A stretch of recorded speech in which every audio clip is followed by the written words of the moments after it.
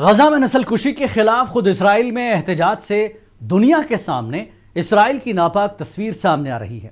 حالیہ دنوں میں غزہ میں جاری انسانی بحران، فاقہ کشی اور اسرائیلی کارروائیوں کو اقوام متحدہ سمیت متعدد عالمی اداروں نے بھوک کی جنگ اور ممکنہ نسل کشی قرار دیا۔ ان حالات کے خلاف خود اسرائیل کے اندر بھی شدید غم اور غصہ دیکھنے میں آ رہا ہے۔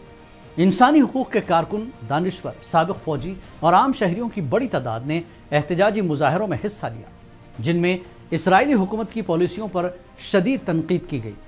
احتجاج میں شریک افراد نے فلسطینی عوام کے ساتھ اظہار یکجہتی کرتے ہوئے فوری جنگ بندی، انسانی امداد کی فراہمی اور غزہ میں جاری محاصرے کے خاتمے کا مطالبہ کیا۔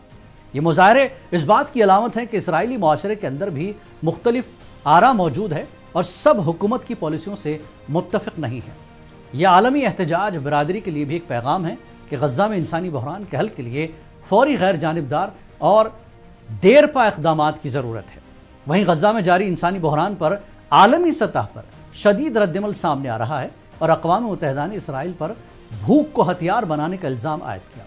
امریکی ایلچی نے غزہ میں GHF کی امدادی سائٹوں کا دورہ کر کے صورتحال کا جائزہ لیا۔